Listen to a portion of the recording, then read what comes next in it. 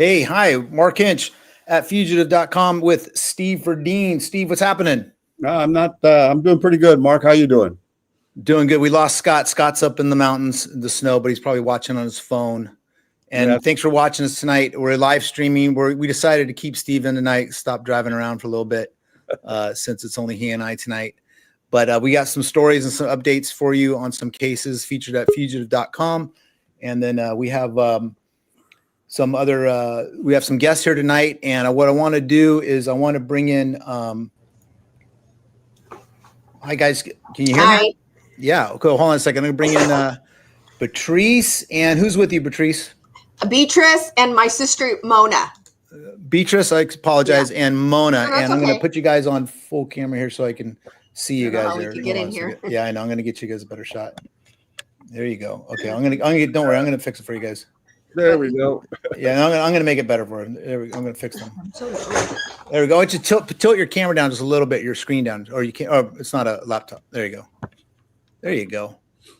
And you guys are the family members of. Tell us what's going on here. Yeah, this is my sister Mona, and and I'm Beatrice, and we lost my nephew, her son, on April 5th of 2021 to a murder. He was shot. Right. And Steve, why don't you tell us about the case? This is for their nephew, Adolfo Davila, correct? I apologize, guys. Okay. No, that's correct. Yep. Steve? Hi, Beatriz. Mona. According to the San Benito County Sheriff's Department, or Sheriff's Office, I should say,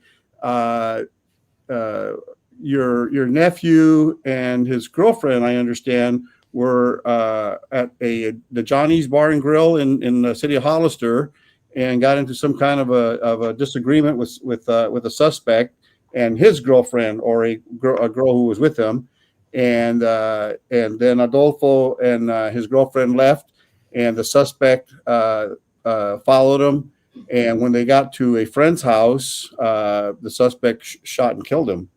Correct. And then they fled the scene, and remained at large. He's still at large. And from what I understand, the girlfriend, I spoke with you, Beatriz, a couple of days ago, was arrested this happened in 2021.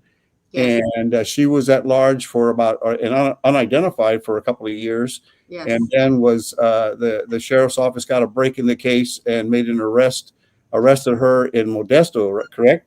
Correct. Yeah. And then she went to trial, or she pled out to a involuntary manslaughter, and from what I understand, was sentenced to only 4 years in prison. Yes. And, why don't we do this? Let's watch a couple of the stories just to bring people up how the media covered it back in the day. Okay. Okay. We'll do that here. I'll pull those up here, and I've got the first one here queued up. The San Benito County Sheriff's Office is searching for this man, 29-year-old Alfredo Arredondo. He is wanted for the murder of Adolfo Davila, who was killed April 5th just outside of Hollister. If you have any information, if you might know his whereabouts, you are urged to call the San Benito County Sheriff's Office. And we have a second one here. Is at 5:30. I'm Veronica Macias. We begin tonight in San Benito County, where a woman has been arrested and now is facing murder charges. The deadly shooting had happened in April of 2021 in Hollister. 28-year-old Rebecca Nunez was arrested for murder and accessory to murder in Modesto earlier today. The sheriff's office says a gun and other evidence were discovered at her home. Nunez is accused of helping a man kill the victim, identified as Adolfo Jr. Davila, 2 years ago. Now, a second suspect has been on the run, also identified tonight as 32-year-old Alfredo Arredondo. Law enforcement says that he has ties to the city of Hollister, Merced, and Modesto. It's believed that he also may have traveled to Mexico already. The FBI offering a reward of up to $25,000 for information leading to his arrest. Okay. So what is the latest now? I mean, it's been pretty quiet. We get tips every so often here and then, but it's been pretty quiet for a bit now. That's why on Monday I had time. I started reaching out, going to different sites, tried you. And so we're just trying to get out there. We try to stay active. We want this guy caught. So The and the woman involved, she's serving time now. Yes, she's actually here at the San Benito County Jail. Okay. Do they have any family in town? Yeah, he was born and raised here in Hollister. He has a lot of family. His dad's side of the family and the mom's side of the family. Have they any of them commenting, reaching out, trying to help in any way at all? Never. We actually believe they're helping him. No. Steve? My sister ran into the uncle at a gas station, and his claim was that his mother was the one helping him. So, oh wow. Yeah, but we don't know. We don't know what the truth is. Yeah, well, that's very common in cases like this, where family members will help the fugitive hide from the authorities, and sometimes they do flee to Mexico. This might be the case. We don't know, but you know what? You can run, but you can't hide. It's just a matter of we get the word out there. We have captured fugitives all over the world. We have captured them in South America. We've had them all from just people seeing our show and calling in a tip and telling us where they're at. And sometimes, even if they're in Mexico, it might take a little time because of the process is burdensome. You know, they have to go through the State Department, and it might take a year or so of paperwork to get the person brought back. And sometimes I've had them where the fugitive has called me. And they're hiding out in Mexico, and they're just tired. They said, they don't know anybody over there. It's not. They were born here, and they're tired of living hand to mouth in Mexico. And I've had them walk right into the embassy or the consulate and surrender, and tell me, yes, just go into the embassy and tell them you're wanted, and they'll make arrangements for you to come back home. Oh, that was great. Yeah. Is there a specific part of Mexico where you think he might be hiding out at? Yeah, in Guanajuato, and he's in I can't think of it on the top of my head. Something Allende? Is that Allende? Mm-hmm. Okay. I don't have it on the top of my head, but it's a small ranch. You know, we've the FBI is involved, so they know all the specifics, and so they have gone out to that ranch and put the Mexican people out there and stuff, but he hasn't been spotted there yet. So yeah, and the thing is that many times criminals, they don't stop being criminals, and I've had people call from Mexico, and they don't want him there either. They said, you know what, he's over here and he's terrorizing the neighbors, and he's walking around with a gun and being brazen and being an idiot, and and they call in and say, get him out of our country, get him out of my village. And this isn't the first time he shot at somebody in Modesto. The witnesses didn't come forward, so he's a repeat offender. He was arrested for that. If you Google his name in Modesto, so he has priors. Yeah, I wouldn't be surprised if he's in custody in Mexico. he may have already committed a crime over there, and he's doing time in one of their prisons under a different name. Right. And we've had that. I've had that also, where they've committed crimes over there, and they're in custody over there, and they're going to get more time over there than what they were going to get here. If you see her sister, Cynthia, that's your daughter? That's my sister's daughter. That's Adolfo Jr.'s sister. Yeah. Okay. I was asking, just thanking us, and thanks for sharing the story, but absolutely, we want to get the word out. And I want to say the other thing is that a lot of times, whoever he's hanging out with now, or when he first got down there, what a lot of times that happens in this circle is that they were friends back then, and when this all happened, and maybe he first got there, but something might have happened where it ticked somebody off, and now he's got enemies where he's at. And that a lot of times, Steve will tell you, that's how the tips will come in. Somebody's ticked off at him for something else, and the word starts getting spread about this again, and then we get a lead on where he's at. And then Steve's connections. Yeah, Mark, we've even had cases where the fugitive has been killed committing a crime down there has been shot and killed. And they called us up and told us, hey, you don't need to look for him anymore. We buried him over here. He's done. Oh, wow. So I wouldn't give up hope. We recently had a case where a man killed a young man in a drunk driving accident. He killed an 18-year-old and was sentenced to like 20 years in Nevada State Prison and escaped.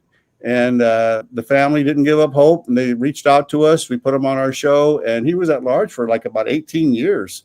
Oh, wow. And finally, he made the mistake of posting something. A family member, somebody posted something on Facebook, and we got a tip, and we got him back. We got the U.S. Marshals to go down and pick him up, and now he's doing the rest of his 20 years back here in Nevada State Prison. Oh, that's great. Praise God. Yeah, so I wouldn't give up. I would not give up hope. Sometimes these things might take a while, but it's just a matter of getting the word out. And like I say, there's all kinds of possibilities. He may be dead already. He may be in prison over there. He may be at large. He may still be he may have gotten tired of being in Mexico and come back, and he's living over in the valley. I would hope that if his family's watching or sees this, one of them will make the decision to do the right thing and give the information out to the right people. And again, contact Steve directly, and Steve can work with you, keep you anonymous, and he can get the information to the right people so this person can be picked up. Yeah, so Mark, I had a case where a man robbed an armored car here in San Jose, and we featured him on the show. We knew the police identified him, and the mother was just so ashamed that he had disgraced the family name, and she flew to the Philippines, took him by the ear, and walked him into the embassy and surrendered him. Well, you think that's what someone would do, but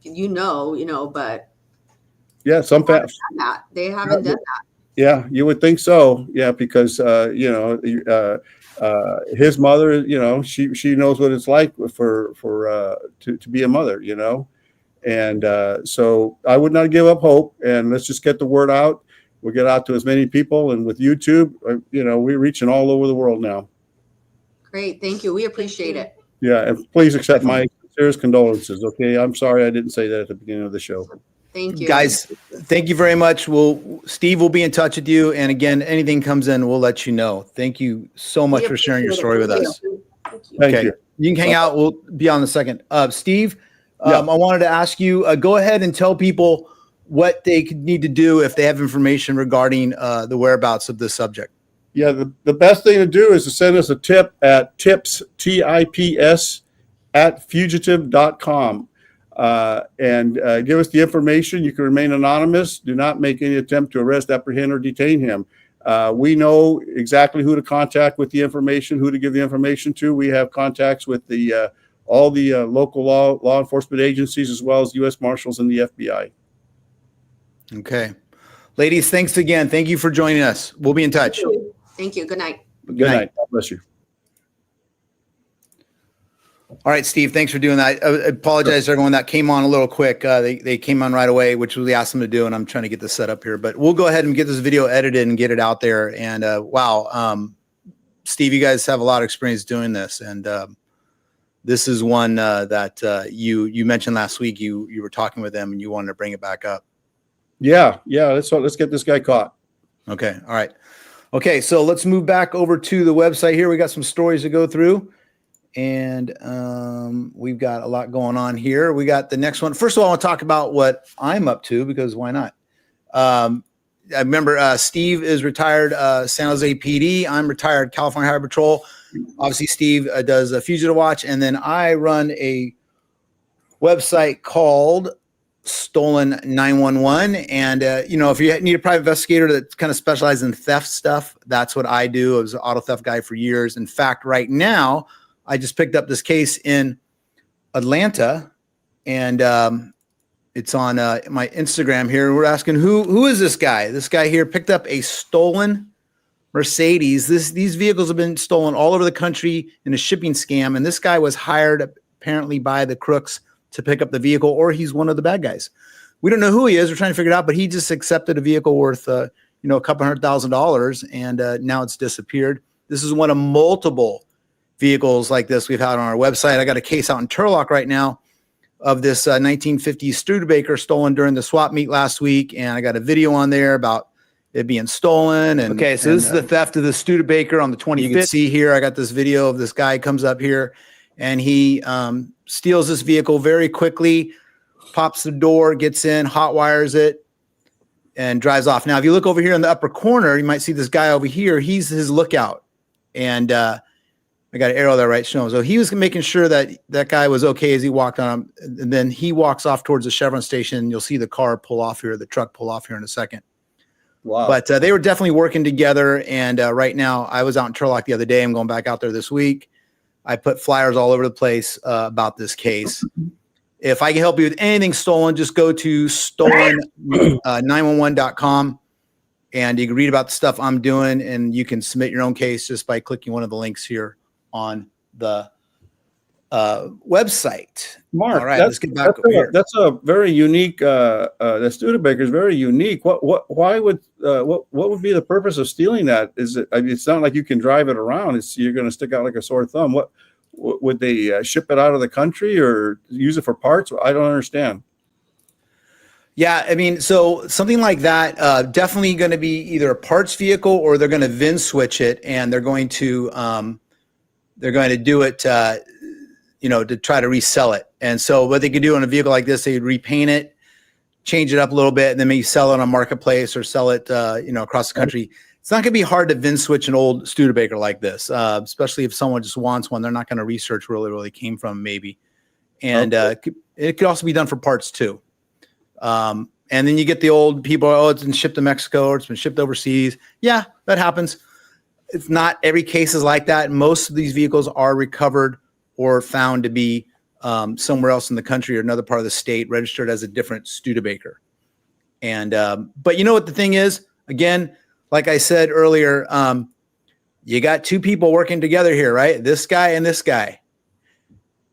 One day he's going to piss off this guy, or this guy's going to this guy was going to, one day this guy's going to piss off this dude, and this dude's going to call in.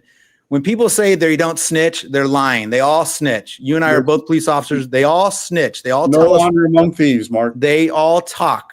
The guy who says he doesn't snitch is the biggest snitch out there.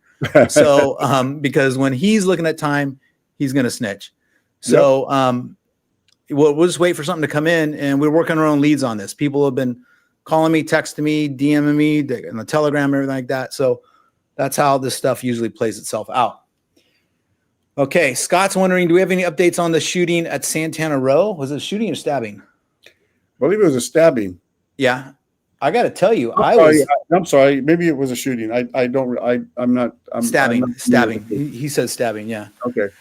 So I went out the other night, did a live stream on Saturday night late. And I was on, check this out. I was on,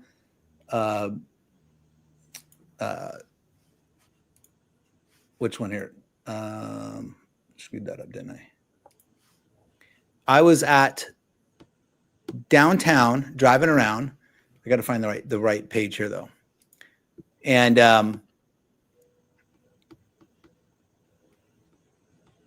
we'll wait on that because I can't find it right now. So never mind. Got all screwed up here. Let's go to Alaska Airlines. I don't know, Scott. We don't know about it. We don't know about update on that. All right. So tell us what's happening at Alaska Airlines here. Okay. In this case here, a airline passenger, for some reason, are you going to show it first?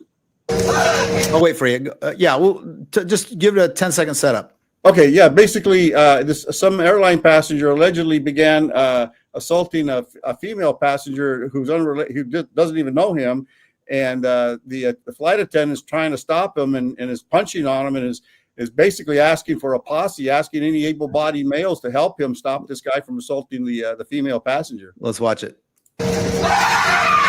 Disturbing moments on board this Alaska Airlines flight as a passenger appears to lose control. A flight attendant jumping in to subdue the man, at times punching him, trying to get the passenger to release the hair of 32-year-old Erica Ramos sitting in front of him.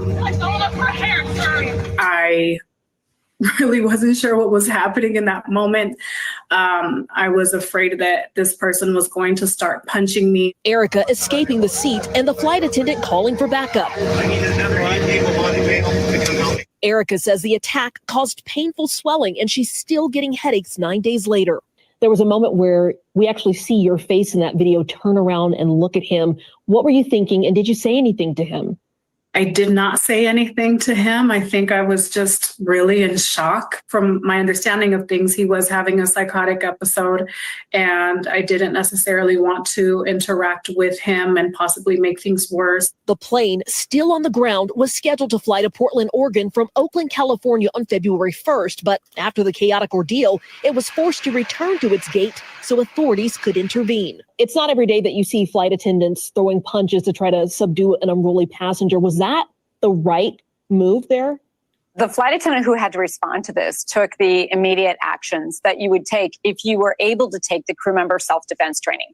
We're in a confined space. We cannot call for help. There is no other way to do this. And there was imminent danger here. And so the passenger needed to have action against them in order to stop what they were doing in severely harming another passenger.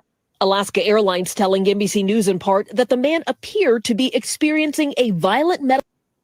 Wow. It's a lot going on there. Yeah, Mark, in my opinion, I think the federal judges really need to come down hard on these people, and the FAA needs to put these people on a no-fly list instead of just say, well, he can't fly Alaska, but he can fly Delta or American. No, you cannot fly anymore. You can't. No, you need to start coming down hard, because you're really at the mercy. It's the wild, wild west when you're in an airplane. There's no law enforcement. You're at the mercy of the criminal. Well, you have another story here. This one is Frontier Airline passenger allegedly kicks plane window, restrained by other passengers, and then they're not filing a case. Yeah, again. Yeah, We're back at 4:30. I'm sorry. Go ahead. No, go ahead and show this one, Mark. Okay. All right. We'll go on. All right. A disturbance on a Frontier Airlines headed to Houston. It was en route from Denver late last night, and when witnesses say a man started kicking a window, and this was the result. You can see this, several passengers restraining him. ABC 13's Mo Hyder is live in the newsroom with the story. Now, Mo, you've been looking into this all day. What can you tell us? Yeah, that's right, Jonathan, Myra. Just terrifying moments for anyone who happened to be on that flight at that time. I did speak to one of those passengers who was part of that group to help restrain that man. He said several families were nearby that man, and he had no choice but to take matters into his own hands from there. Now, here's some cell phone video we received from another passenger. We are not showing the man's face because, according to HPD, Frontier Airlines has declined to press charges. The passenger I spoke with said the man was punching and kicking a seat and a window. He went on to say he hit the window so hard the plexiglass covering it shattered. The flight attendants asked if any law enforcement personnel were on board at the time, and because he has a military background, he jumped in to help along with a few others. That's when they used zip ties and shoestrings to tie up his hands and feet. They had to restrain him until the plane landed.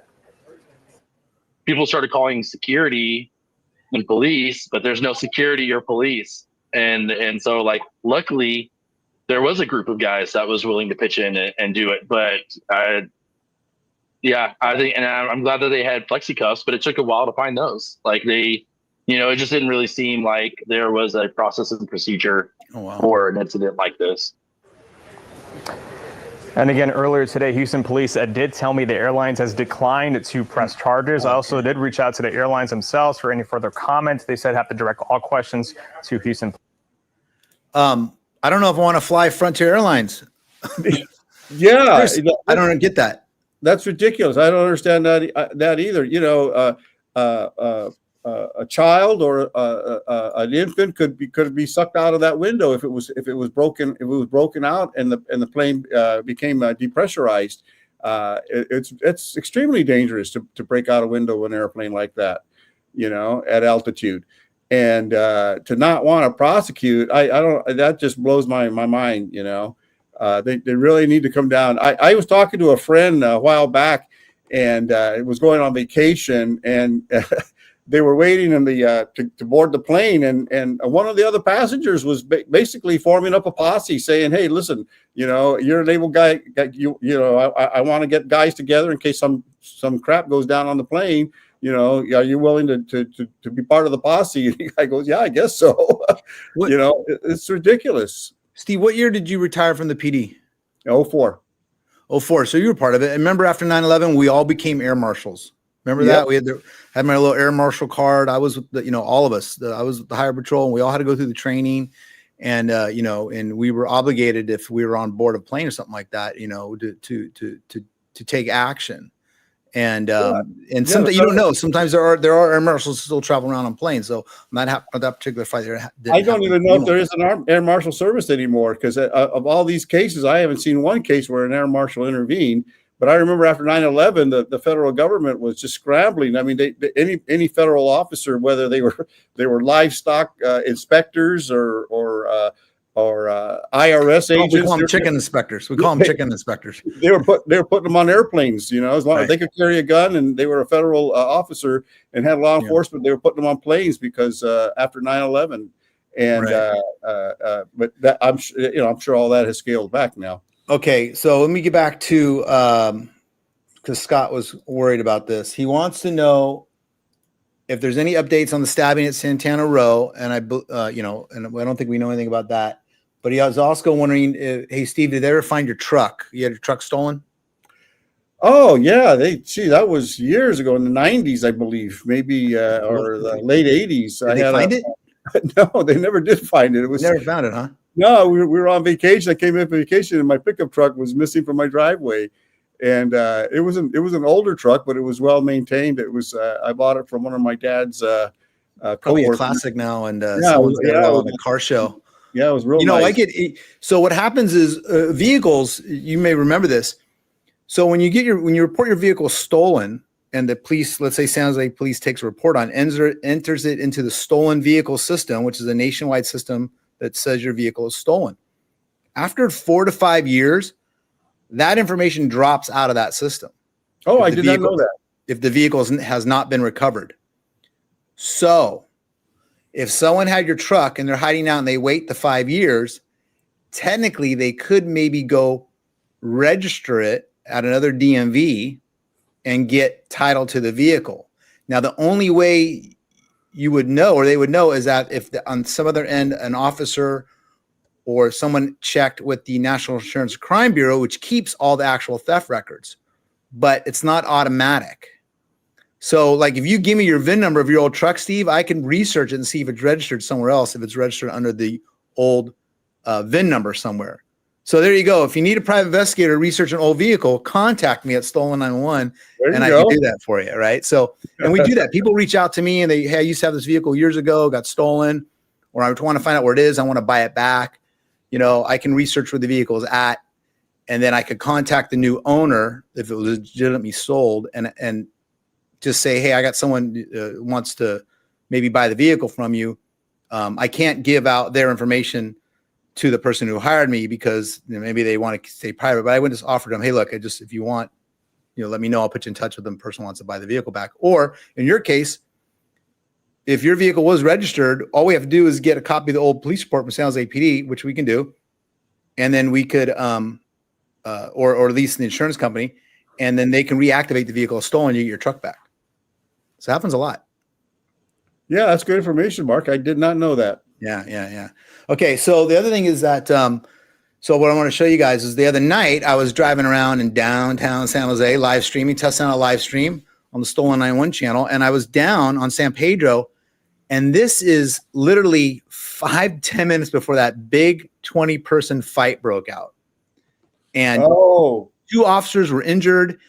You're going to see the line here to get into the social, right? Was it San Pedro Social here? All these people lined up here, and I'm driving by, and then I kind of head over towards, I go past the Shark Tank and then around Taylor down into Japantown. And then a call comes out of a big fire on the west side. So I start heading to that. But as I'm going to that, I see all these police cars going code 3 past me from San Jose PD. But I can't monitor San Jose PD. It's not a public scanner channel. And so I couldn't hear what was going on. I have to monitor fire channels to hear what's going on. And they did say there was an altercation downtown, but it didn't make it seem like a big deal at that point. And I didn't realize what it was. All the police units were rushing out to go to this. And then later on, you see social media posts of like, 20, 30 police cars. I mean, the whole entire shift, graveyard shift, was probably downtown because of this altercation that happened. And I was there. I saw an aerial shot of that, and I counted like 57 police cars. Is that crazy? So that's the whole shift, right? That's got to be the whole shift at midnight on a Saturday night, right? That's got to be. That's like everybody. Okay. So the funny thing is that, well, not funny, but luckily no one was hurt. But I ended up over at, I'm jamming down the freeway here. I think I'm back in my CHP car, right? I'm going to this fire, and I come across this house fire that totally destroyed the house. I mean, you can see here, this house is the flames are coming up, and there's some better. And it took the fire department multiple tries to get this thing under control. They finally got the water going from a top ladder, but after about 30 minutes, and they were able to get the fire out. But I believe the house was probably completely destroyed out there on the west side on the Cupertino border out there. But that was just kind of practicing with the live streaming equipment. I know you've been doing it. I've been practicing some different gear. And man, the firemen, they were changing their tanks. They're exhausted. They go out, they're walking up on the roof, and they come back down. They switching everything out. And they're on the offense, and they go back on the defense, and they go back on the offense. So, but yeah, in San Jose, you can't monitor the police channels. Yeah, a lot of the agencies are scrambling their channels now. There's still a few that still haven't done that yet. You can still monitor, but a lot of them in the Bay Area have started to scramble their channels now. Out in the Valley, Sacramento, Bakersfield, areas like that, you can still monitor. LAPD, still all their channels are wide open. If you want some interesting stuff, just listen to LAPD stuff on any day of the week. I think San Francisco and Oakland are still unscrambled. I think you can still listen to them also. Yeah, definitely.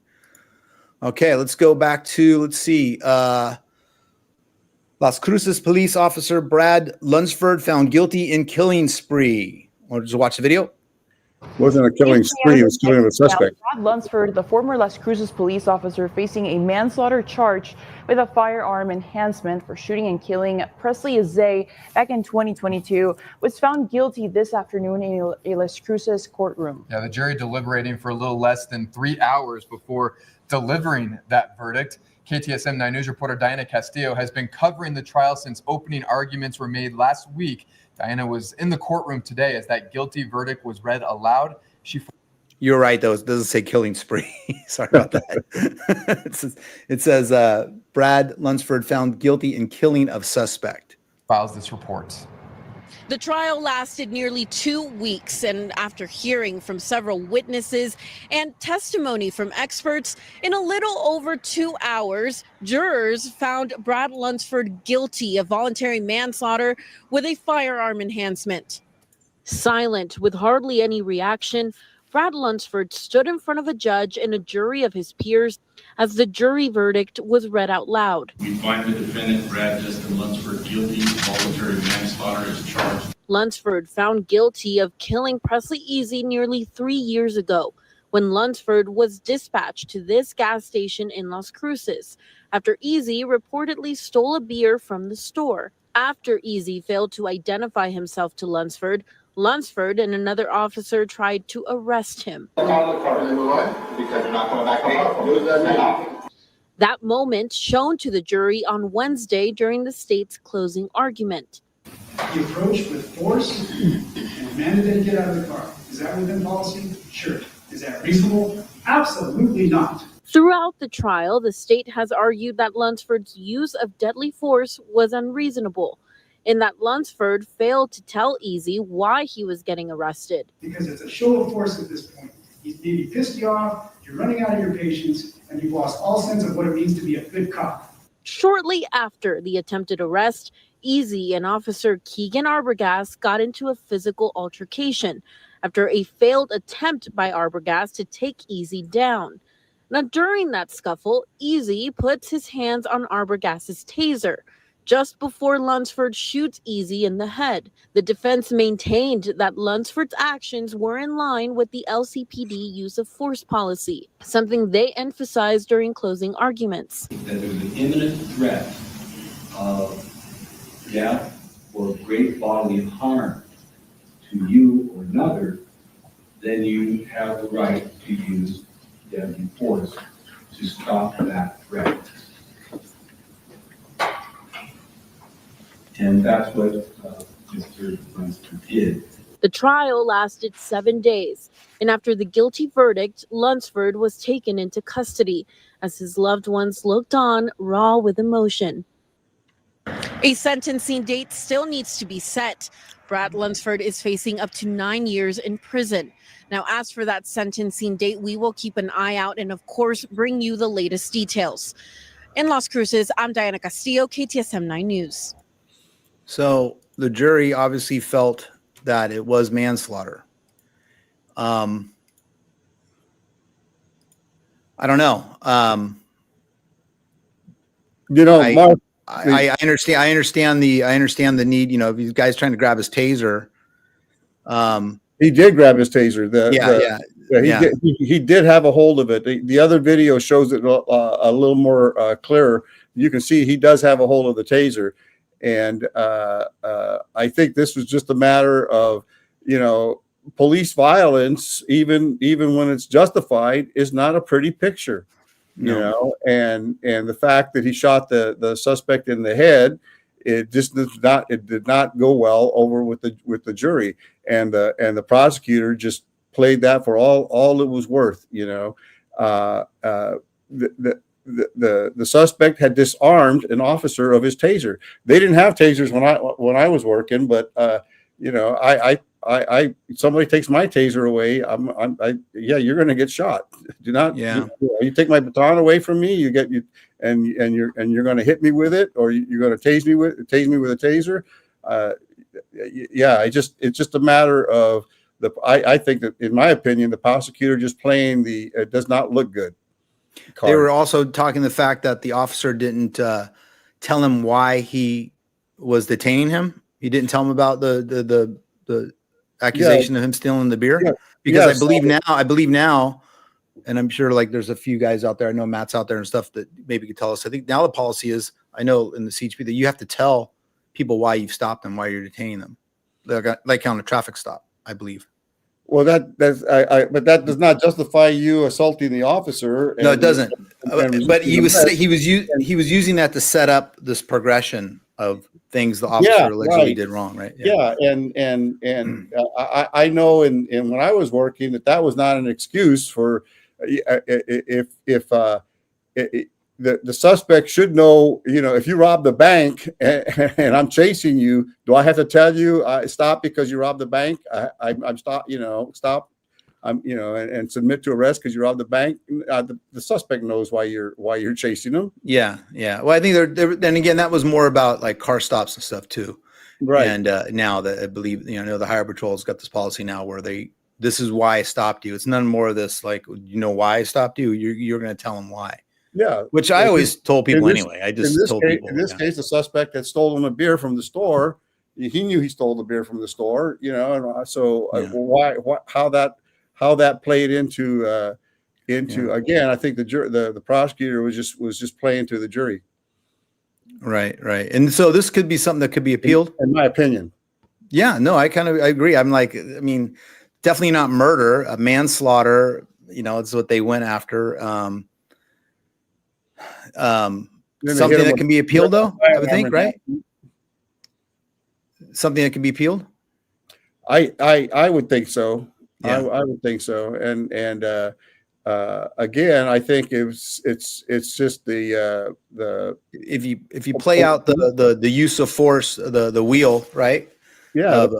And maybe a judge in appellate court looks at it and looks at the policy in a little different light than maybe the jury, a panel of judges may come back and change this whole thing. I don't know. I'm not a lawyer. I'm just how looking do you follow policy and your training and still what you're expected to do and then get convicted of murder? I mean, I saw a story a few months ago where a police chief fired 2 police officers because they did not shoot at somebody that needed to be shot at. Right. Wow. Well, that's a sad case, and I guess we'll see what happens in the long run here. All right, let's go back up here to Alowani allegedly tries to stab priest during Sunday mass service, caught on camera. Yeah, this was a wild video.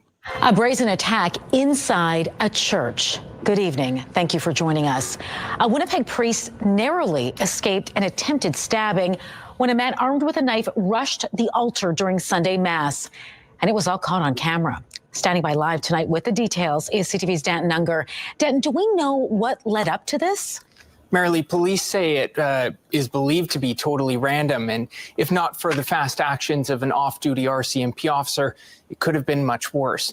And a warning, the video we're about to show may be disturbing to some viewers. A shocking attack inside a church captured in its live stream.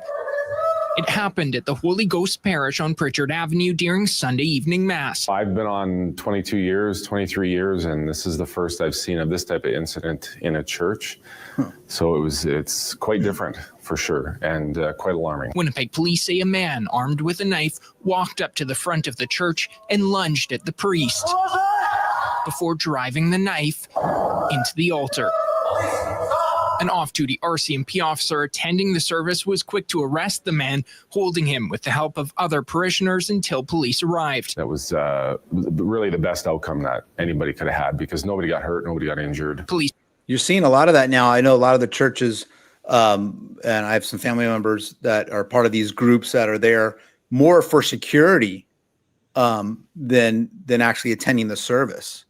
Maybe they go to one mass as a participant, and then another mass or service they go to, depending, just to be there for incidents just like that. Yeah, I had my parish priest actually after mass one day. He carried a gun. No, he might have because he was an army chaplain also. Yeah. And one day he asked me to, wait after mass, you want to talk to me? And I go, okay, am I in trouble? What's going on here? And he wanted some advice on how they say harden the target. Harden the target, yeah. Yeah, he wanted to see how we could harden the target,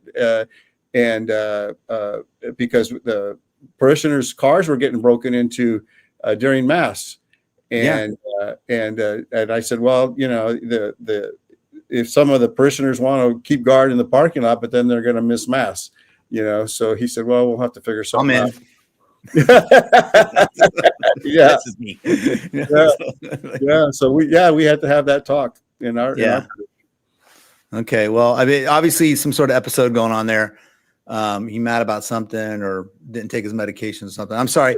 I laugh at this stuff because it's a miracle that thank God that there was a Mountie happened to be attending mass, and it's a sign of the times that off-duty police officers have to carry their cuffs and gun to mass now. Yeah, we were talking earlier about the officer who was convicted of manslaughter, and we're talking about you have to tell someone why you stopped them now. And I used to do it all the time, but I wasn't very nice about it. I would get on the PA system. I've told the story before and just start berating people on the PA system. Like, do you even have a driver's license? Oh my God, I can't believe you just did that. And then everyone around would be laughing, and I'd pull the guy over, or I was going somewhere. I'd go to another call and I'd see something crazy. And I'm like, oh my God, did you get just park your car and walk away from it? And then I'd have to go somewhere else. And that was 10, 12 years ago. Can you imagine now? I'd be in so much trouble, but I'd laugh. I'd sign all the form. Oh, I did that. Yeah, that's me. You'd be all over YouTube. You'd be all over YouTube. I love the PA system in the car. So it was like, just embarrass people that were driving bad, Yeah. So, okay. This guy, Steve Bannon, I can't. This dude, man. Talk about fraud. Whatever your Republican, Democrat, whatever, Trump, no Trump. This is straight up fraud. My life at Stolen 911 is all about fraud. The people that I know that love Steve Bannon, they're all fraudsters. The people that I grew up around, they commit. I learned about insurance fraud from people that love this guy. I grew up around some of them, and they think this guy is just the coolest thing. So what's happening here? Well, apparently he was charged actually with doing a build the wall scheme fraud, where he got people to donate money to his campaign to build the wall, and I think they raised like $25 million, right? And they were actually putting the money in their pockets. And I have a fundraiser I'm running now. It's Support 47, and I want you to. I have a PayPal. You submit Support 47, and I will make sure 47 gets all the money. Yeah, right. I do. No. I named my new cat 47. So I got it. I've been making a lot of money off it. It has been awesome. My cat really appreciates it. 47 appreciates the support. Mark, he gets pardoned on the federal case. And so the state of New York says, well, you also violated state laws by doing this build the wall fraud. Yeah. So they charged him for state crimes, and he was pleaded guilty and got absolutely no jail time. No jail time at all. I mean, there are people doing more time in jail here for 14601, that he got. And the lady from the San Jose POA, they both got out of jail. What's up with that? Yeah. Okay, I'm sorry.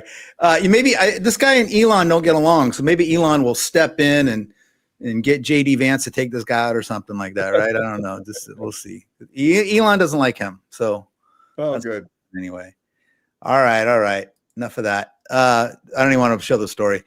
Dream Chattanooga security guard shoots gunman caught on camera. Let's just watch it and then. Only on three. A Chattanooga man is recovering in the hospital. He was shot by armed security at the Dream Nightclub on Glass Street, and we have surveillance video from the shooting. We want to warn you, it can be considered graphic. Now, the club owners say the man was shot because he was shooting at innocent bystanders. Xavier Harris tells us more. According to Chattanooga police, the 24-year-old unidentified shooter was parked right here. You can see on the surveillance video, he gets out of his car and walks down the side of Crutchfield Street. You can see him do a beeline down this way, walking down the side of the fence, and then he turns this way and goes down the side of the bar.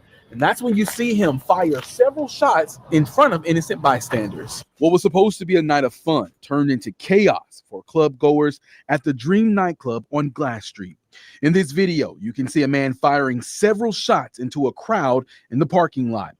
Immediately after the man fired the shots, you can see an armed security guard take aim and shoot at the man.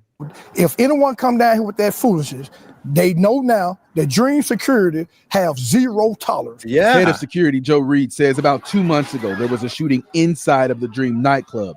So when I first saw that you guys post this the other day, the only thing I saw right away was the shot of the guy shooting the gun. And I didn't understand. I thought, wow, the security guard took this guy, but this guy was the security guard. That guy was the security guard. I thought he was the mass shooter. Me too. But now I just saw the full thing with the guy with the pistol.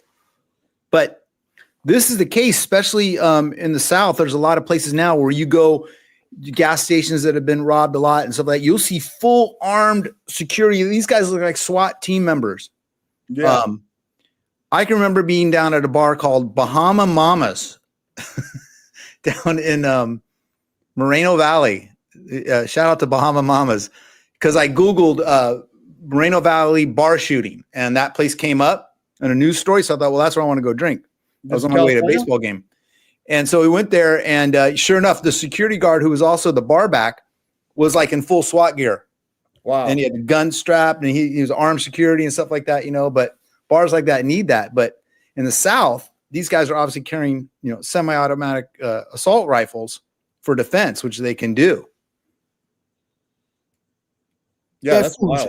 They know now that Dream Security have zero tolerance. Head of security Joe Reed says about 2 months ago, there was a shooting inside of the Dream nightclub. Hey man, hell no. One person was shot and had non-life-threatening injuries. Since then, he says they have taken steps to make sure that will never happen again. So we upped the amount of security that we had. We had 10 security here. We upgrade our metal detector. We have cameras all over, catch every angle. While Sunday morning shooting did not happen inside the club, Reed says the new safety protocols and security training saved the lives of several people. When things like that happen, it pissed me off because it upset me because bullets have no eyes. Reed says it's not clear why the man shot into the crowd because there was no altercation leading up to the shooting. You could tell it was plotted. Reed said someone made fun of that dude on TikTok, so he went off over there and took his pistol out at the club. But Dream Security took him, they fought back. The security guard appears to have shot the man in the hand because he dropped the gun and ran. The gun was given to the police department and everything. So that was quick action on our licensed security guard who did what he had to do to protect. Can you imagine this going down in California? No. No, but it's coming soon. Yeah. Look, I'm a Second Amendment guy. I don't think you should just be able to walk in a store and buy one. I would like to see a 10, 15-day waiting period nationwide. That's me. I know it's going to piss people off with that. I just believe it's reasonable, right? I was there the day of the Gilroy shooting at the Garlic Festival. I've got my opinions on why I think that. I totally think the security guard is justified in what I saw here based on what's going down. Absolutely justified. Yeah. Yeah. The only problem I see is that the rounds he fired, I don't know what you got to be responsible for them. You're right. You got to be responsible where those are going. You got to be responsible for each round that you fire. Right. Yeah. When you work for a security guard company these days, there's a use of force, and one of the things in there is the policy is this is the last resort, but you got to be responsible for where those rounds are going. You got to know what's behind where you're shooting. Exactly. I mean, it's in every use of force policy you'll see out there for security companies these days. If you're in armed security, probably knows the area real well. Probably, I'm going to assume he knows what's behind that, where that guy was at, and whatever state they're in. Obviously, looks like it was a good response. Yeah, I believe that's Tennessee, right? Chattanooga, Tennessee. Yeah. I don't know if they're one of those any fool can carry a gun states or not. Probably. Yeah, or at least without the background check and stuff. But this gentleman here, he referred to him as a licensed security guard, so he's probably authorized to carry that weapon. Right, and that's what I was talking about. These places in the South, and rightfully so. If the police aren't going to do anything, or these fools going to walk up and try to rob stuff, then they get to do it. You just got to be responsible, and you got to have the right insurance. Liability issues in case you do accidentally shoot someone or kill someone. The insurance policies are going to be crazy over this stuff. Yeah, back in the 70s when I first started, there was a bad 211 robbery problem going on in San Jose, and a lot of store owners carried guns. They just carried a holster and carried a gun on their hip. And I remember there was this one liquor store over by, I think it's still there, over by Colmar and Story and Capitol area. And it seemed like almost every Saturday night or Friday night, that guy was shooting somebody that was trying to rob him. And there was a little Mexican grocery store on 33rd and San Antonio Street. And I was on day shift one time, and these two little punks went in there to go rob him. And this little old man must have been 80 years old, and he was packing a gun. And these guys didn't even get a chance to say stick him up before he dropped them both. He shot them both right there in the doorway. Right. Hey, did you watch the 50th anniversary of SNL last night? No, I was watching some of the highlights on MSNBC. Yeah, one of the it might have been the first episode I was watching. I'm really a big SNL fan. I love it. And they take and before anyone whines, they hit on both sides. So don't think they're just hitting one side. They make fun of everybody. Some of the funniest stuff was the stuff they said about Biden last year and Kamala. But they showed this film from one of the very first seasons of SNL. If not on the thing, they showed it on one of the things I was watching, looking up through it. But check this out if you remember this one. What kind of people carry? It was a lot of fun. I enjoyed it. Like a big SNL fan. I remember breaking in. I think I told the story on the other one. I was in West LA when I was after I broke in, and I was one of the first month or so I was up by myself on patrol down in the Hawthorne area, I think it was. And I had to go do some follow up on a hit and run. I ended up in an apartment complex late at night on a Saturday night. I was by myself, so it wasn't a 2-man car because that starts after 10, but I think it was after 10 o'clock and I was maybe just working a little bit late. And I was walking around. I had gone to the jail. I had arrested somebody and I had follow up to do on a hit and run. And so I went to the jail. When you go to the jail, you secure your car at either in a locker or your car. You secure your gun either in a locker or in the trunk of your car. We always did it in the trunk of our car. So we would be in the Sallyport security area there. We would then take our guns out, our weapons off, put them in the trunk because you can't bring weapons into a jail. And then you take your prisoner out, you book them, you're in there for a while, you come back out, you're supposed to rearm yourself. And there's signs at all the police departments, don't forget to rearm, don't forget to, reload yourself. Well, I drove out and obviously I didn't rearm myself. But anyway, I went to this apartment complex and I started knocking on doors looking for someone about this hit and run.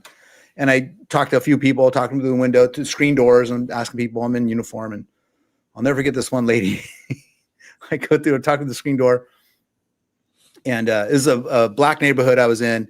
And people are really nice. I'm talking to the screen door and she's like talking to her. And she goes, I'm looking for someone. She goes, oh, I don't think he lives there anymore. Like that. She's looking at me. She goes, where's your gun? And I knew at that moment when she said it, like, oh, shit. You left it in the locker.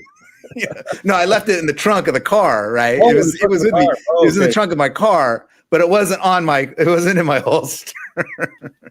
And you know what? There's some tough dude. They think they're the toughest cops and they're all speed, Velcro, 9-line wearing t-shirt stuff dudes. You've all done it. You all do it. You all drop your shit. I know the baddest ass dude, at least he thought he was. He's one of those guys that shot himself in the butt in a locker room, So he's just at that moment. I'm just like, well, I'm kind of experimenting with the peaceful cop. I don't like weapons or something like that. I played it off like that. And she laughed. I laughed, and I walked off because I knew. I was like, "What are you gonna do? I can't win, right?" It's like, oh yeah. Oh, I forgot it in the car. I'm not gonna say that. Oh yeah, no, I don't like guns. I made a joke out of it or something like that. I remember working when I was working at the sheriff's office on every Thursday we would do the joint run. We would take the prisoners who got sentenced to state joint prison. As in marijuana. No, it's a joint like the prison. Oh, okay. We every Thursday we take the prisoners who got sentenced to state prison. Vacaville was the receiving center for Northern California. We would take them to Vacaville prison, and you'd have to lock your gun in the little locker there. Same thing. Yeah. And I can't tell you how many times deputies would drive all the way back to San Jose and realize that they left their gun in Vacaville. Yeah, and they couldn't get it until the next week when they got the next run. So we'd have to lend him our gun so that he had something to put in his holster till then. Yeah, no, years later, I was in Radiff here in Santa Clara County on the task force, and I was undercover and went into Milpitas PD to interview a person that we had arrested. And he was in an interrogation area. It was a jail area of Milpitas PD, and you had to lock your gun up into a locker. So I did that, and interviewed the guy. Was part of the team or something like that. And then we all had our own vehicles, and it was kind of the end of the day type of thing. And I ended up leaving, and I get all the way back home, which is south of San Jose, and I realized I don't have my gun. Oh. And it was in the locker at Milpitas PD. Oh my God. And yeah, I mean, it happens, yeah, it happens. I'll admit it. Yep. Believe me, the guys that say that it doesn't happen, it happens though. Exactly. Yeah. And so I made a call, called somebody. They said, don't worry, no one's going to touch it. So I went back the next morning and picked it up. It was safe in a locker there, and I had other guns, but oh yeah. But, yeah, it was like, oh, well, it's just whatever. I could talk about that now. I'm retired. I don't care. Sure. You're safe. Yeah. All right, let's take a look at one more here. What do we got? What we got? This is we'll bring this back around to Mexico here. Thousands of Mexican troops arrive on the U.S. border for border security. They're taking this from the stance that they are trying to.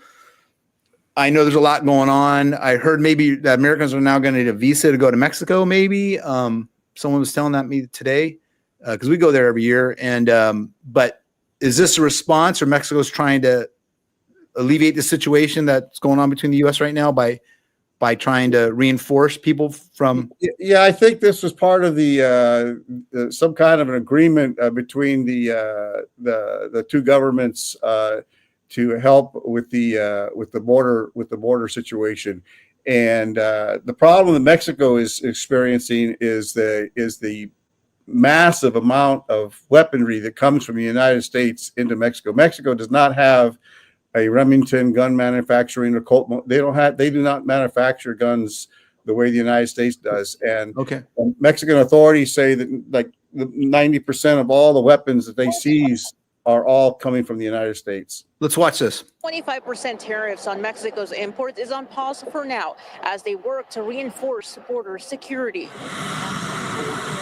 This is video of Mexican troops arriving near the northern border of Mexico, fulfilling the country's part of the deal to curb drug trafficking, especially fentanyl, from crossing into the United States. Objetivo que tiene es primero construir. Mexico's President Claudia Sheinbaum says the objective is to create a region where there is no violence and there is peace, and to reduce the consumption and distribution of fentanyl.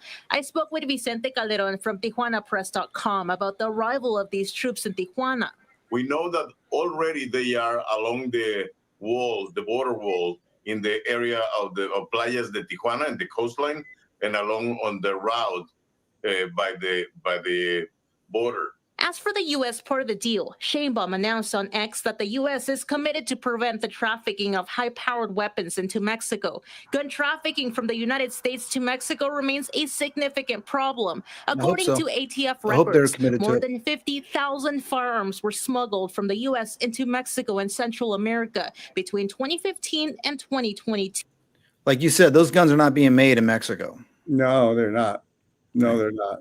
Yeah. No, and I did a little bit of research as to the amount of guns that are being manufactured and sold in the United States, and it's in the millions, you know. And every time there's a mass shooting and there's the pro-gun lobby says, oh, they're going to come for your guns, so you better go buy guns before they outlaw them, you know. And that's been going on for years. And so people just stockpile, and you see.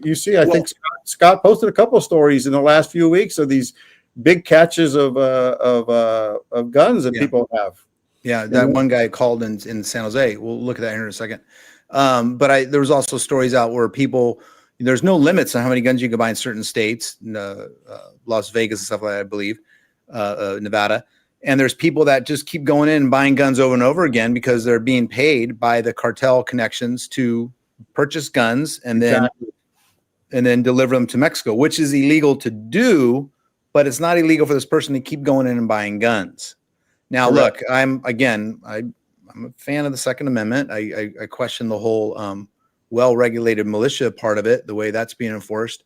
But after a waiting period and a check and maybe some training, go ahead, but keep buying them over and over again. How many do you need, right? Remember the Las Vegas shooter? How many guns he owned?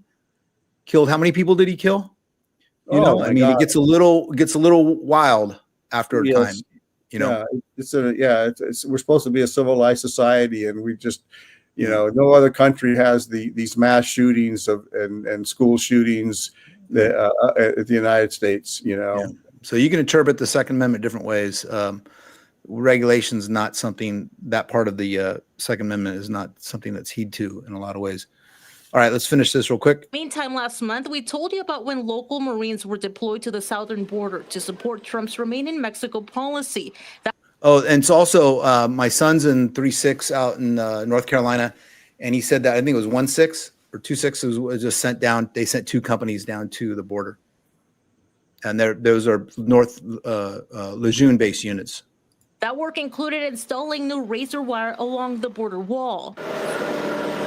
While enforcement efforts are underway, Vicente explains that some people have uncertain expectations about whether these measures will effectively strengthen border security. There are several members of the community or organizations that are questioning how effective just to put the guards along the border will be in an effort to curtail crime in general. The pause on tariffs in Mexico lasts only a month, and it's unclear what will happen once that period ends. No, it's not clear. We know that they have 30 days to prove to the U.S. that this deployment is giving good results. So the Trump administration will stop that idea of putting 25% tariffs of Mexican imports. And we will continue to follow this coordination between both countries. For now, I'm Esmeralda Perez, CBS 8. All right. I think you guys had one on here. There was a guy who was captured in San Jose. He called the police about someone prowling, right? And they found a bunch of guns on him, right? Yeah, I think Scott posted that story. I didn't post that story. I think Scott posted that on Instagram. Okay, so it's not on the website. All right. All right. No. All right, yeah. No one looks at Scott's Instagram, so why isn't it there? No. Actually, if we want to, so Scott runs the Instagram account, Steve runs the website and Facebook accounts. Or I think you guys both share Facebook, but no, Scott's got a lot of good stories, a lot of good videos here on his Instagram. Let's find it there. Let's go to one of those officer-involved shootings, Mark. There's one in Ohio, and there's one in Las Vegas that were caught on camera. Very tragic shootings. Yeah, I don't think I have. Are they on the front page there? Let's see here. Yeah, I think if you scroll down, you'll find it on the featured section there.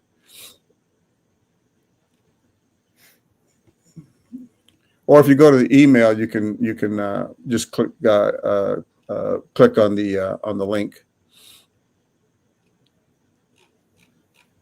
So tell everybody about how everyone is guilty here. Well, we want to remind all of the viewers that any of the people that you see on any of our platforms are to be considered innocent unless proven guilty in a court of law.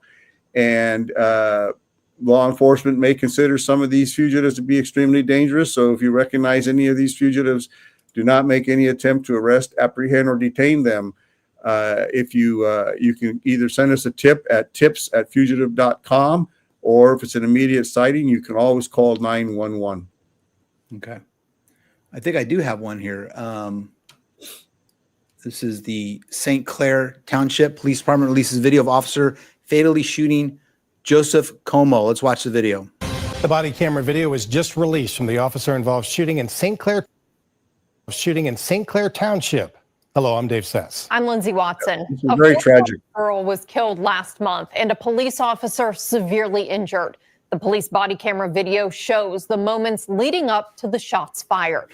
Officers were called just after 2 p.m. on January 22nd for a welfare check on Joseph Como.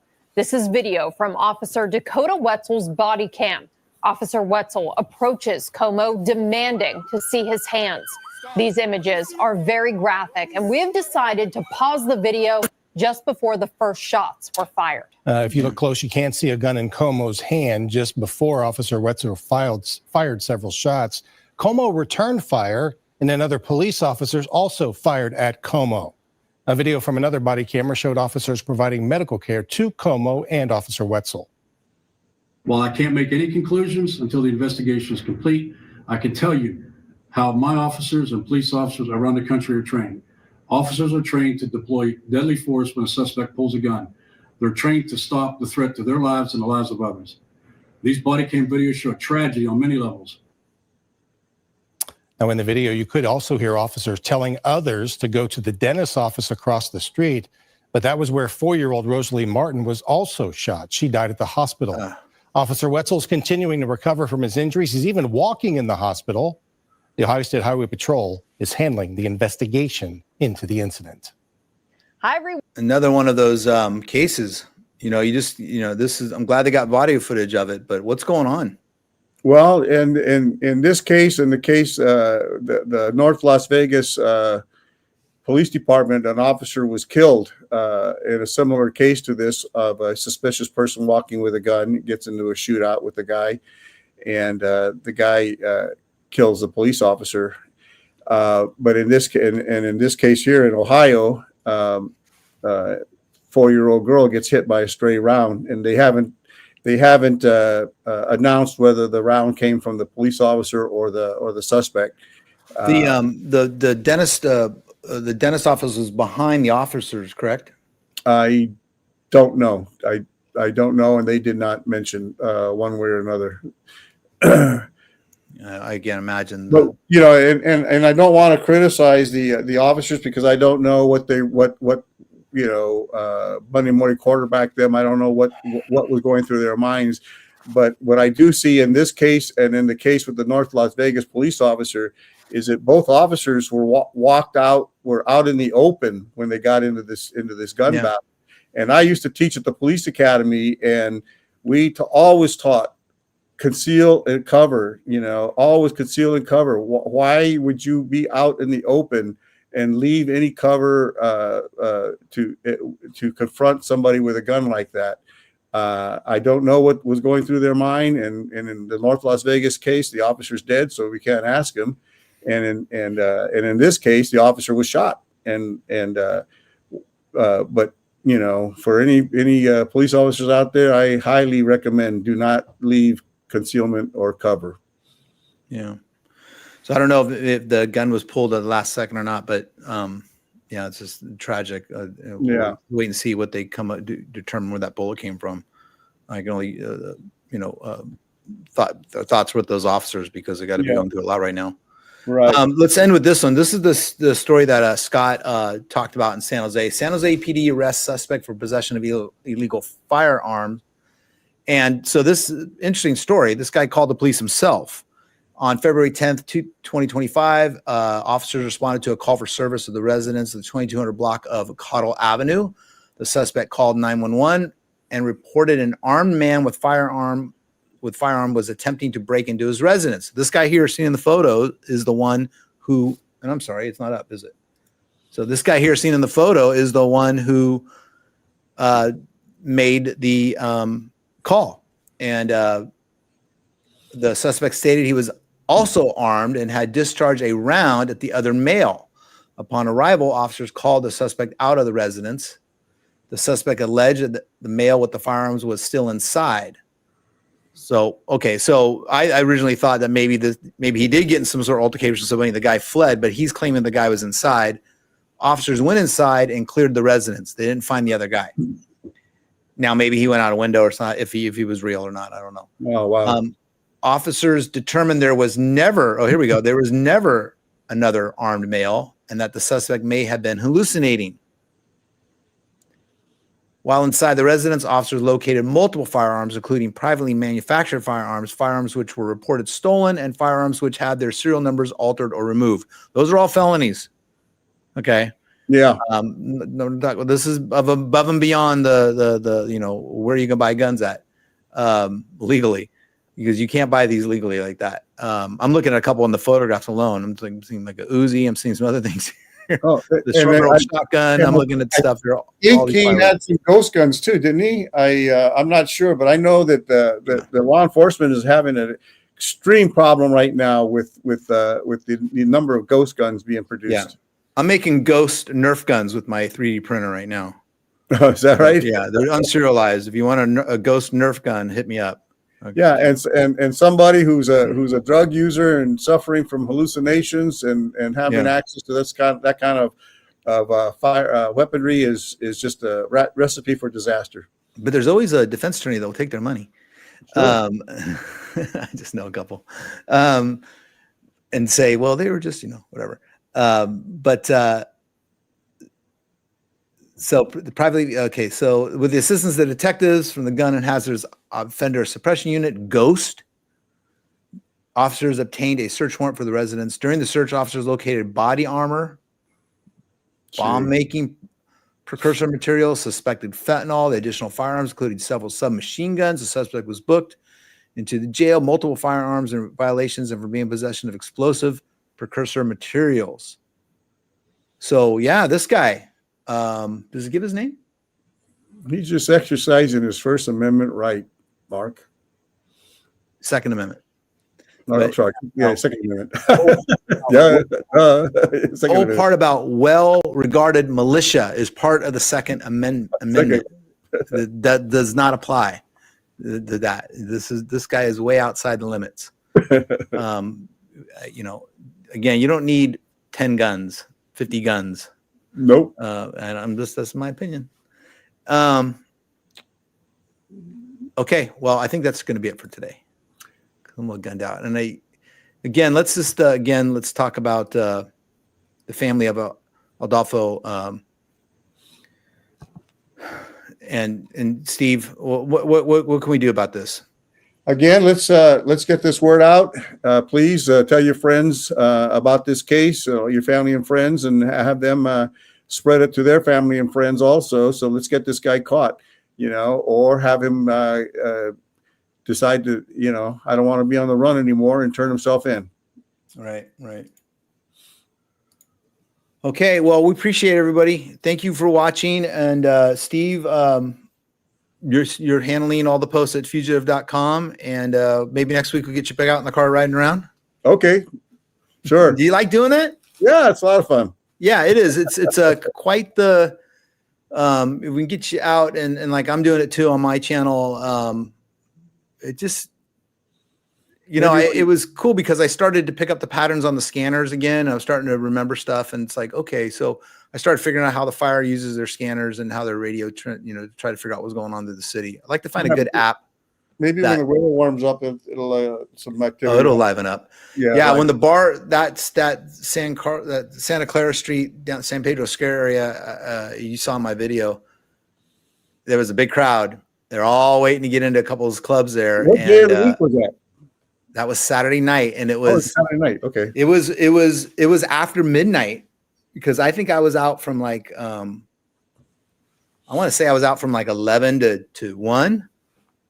I couldn't sleep, and I was like, okay, let me go out. And I was testing the gear all day, getting things out. Let me go try. So I charged everything up. Oh, I know what happened. So I was driving around, and I'm using the data from my see, do I still have some up here? I was using the data from my cell phone, right, as I'm driving around.